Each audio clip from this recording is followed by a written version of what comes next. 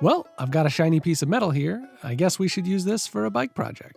So today I'm going to be building a kind of experimental rack that lets you carry a bike in the back of a short bed pickup without taking a wheel off. It's a design I got from a random post in the Honda Ridgeline owners forum that I now can't find, so apologies to the person who invented this somewhat janky but also kind of brilliant solution. Okay, the metal is cut, so let's introduce the other major piece of this, a Thule Instigator bike rack.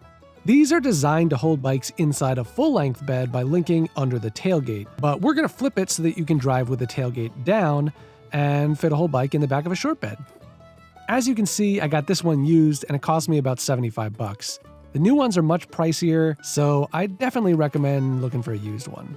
This one had never actually been used. It was just sitting in somebody's garage for about 5 years. And you can get it with a lock, but this one didn't come with one, just these little plastic covers for the hole where the lock would go. In some trucks, this project might require drilling into the bed. But in my Honda Ridgeline, I have these cleats that are on the floor right up at the front of the bed, and they'll be perfect, so I'm just removing those bolts.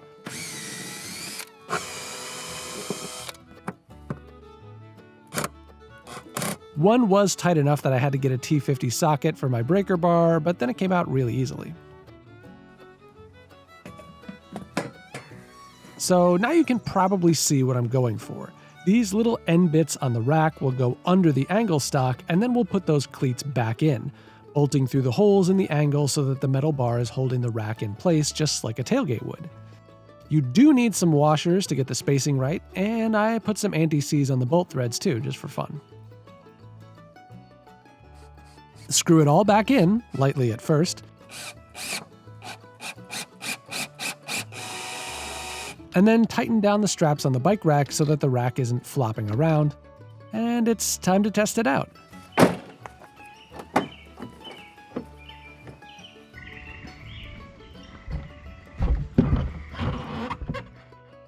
As you can see, the bike is too close to the front end of the bed, so I've got to move the whole thing back a bit.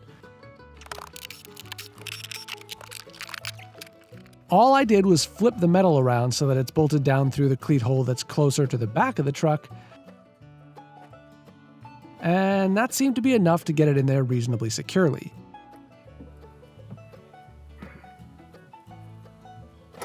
If you have a bed extender or something like that, you could really add some extra security. But I just put a little bungee cord through the rear rim to help hold things in place. So here's what we're left with. And by the way, I don't think this is a perfect solution. I actually think if there was some other rack to hold it in, it would be a little bit more secure. I'm not really stoked on the quality of the Thule Instigator, but I wanted to share this anyway because I know some people really don't like to have anything touching the frame of their bike. And if you have a pickup, it can be really convenient to be able to carry it in the bed. Obviously, this means you have to drive with the tailgate down, but it does allow you to carry the bike with both wheels on in your bed without having anything touching the frame. Or at least in theory it does. Let's see what happens when we go for a test drive on a bumpy dirt road. As you can see, there's a bit of wobble from side to side, but nothing that looks particularly concerning for me. Personally, I'll probably still stick with a tailgate pad for most trips, as the Yakima pad I have is nice and padded, and I feel okay about carrying a carbon bike on it. But I could see some circumstances where I might use this. And for shorter folks, it's definitely easier to load and unload a bike this way rather than having to lift it up over the tailgate. And of course, it's pretty easy to remove and put back in. Provided you've got the right size socket or drill bit, taking it out shouldn't take more than 2 minutes, and putting it back in would be about the same. Anyway, thanks to the Honda Ridgeline forums user who first came up with this. I will have another video on the Ridgeline for mountain biking at some point, but I'm hoping this rain will stop so I'll actually be able to ride this bike again someday too. Until then, I hope you get a chance to get outside and ride, and I'll see you in the next one.